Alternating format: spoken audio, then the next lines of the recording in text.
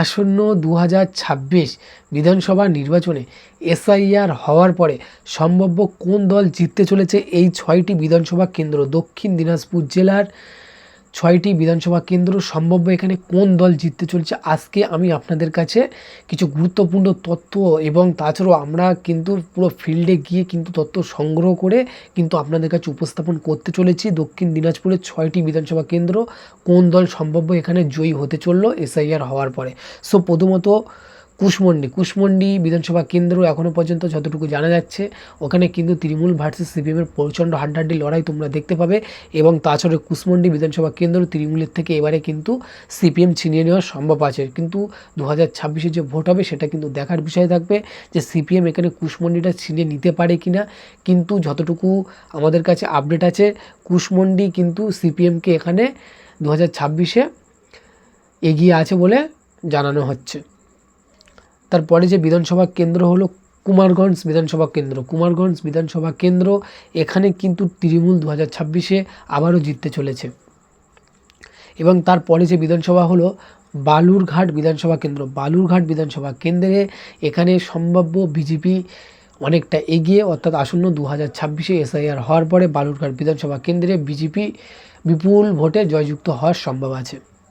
এবং তারপরে যে বিধানসভা কেন্দ্র হলো তপন বিধানসভা কেন্দ্রে আপনাদেরকে জানিয়ে রাখি এখানে বিজেপি ভার্সেস তৃণমূলের কিন্তু হাড্ডাহাড্ডি লড়াই আপনারা দেখতে পাবেন এবং সেই লড়াইয়ে কিন্তু বিজেপি হয়তো তপন বিধানসভাটা জিততে চলেছে।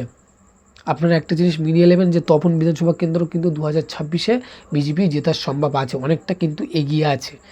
তারপরে যে বিধানসভা হলো গঙ্গারামপুর বিধানসভা কেন্দ্রে আপনারা এখানে একটা জিনিস দেখতে পাবেন এখানে তৃণমূল ভার্সেস এখানে কিন্তু ত্রিমুখী লড়াই হতে চলেছে এবং বিজেপি, তৃণমূল এবং সিপিএম জিততে পারবে না, কিন্তু এখানে বিজেপি সম্ভাব্য অনেকটা এগিয়ে আছে। কিন্তু এই গঙ্গারাম বিধানসভা কেন্দ্র আসন্ন 2026 নির্বাচনে তৃণমূল এখানে জয়যুক্ত হওয়ার প্রবল সম্ভব আছে। এবং তারপরে হরিরামপুর বিধানসভা কেন্দ্র আপনাদেরকে জানিয়ে রাখি এখানে সিপিএম জিততে চলেছে। এটা যতটুকু তথ্য আছে আমাদের কাছে তথ্য অনুযায়ী কিন্তু এখানে হরিরামপুর এটা কিন্তু প্রচণ্ড সিপিএমের কিন্তু এখানে সংগঠন মজবুত করতে পেরেছে এবং এই হরিরামপুর কিন্তু সিপিএম এবারে জিততে চলেছে।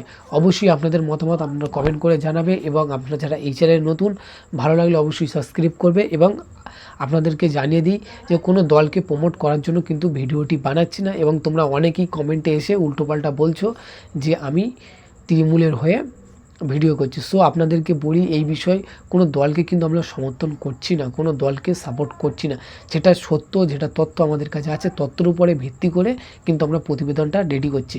এবং আপনারা অবশ্যই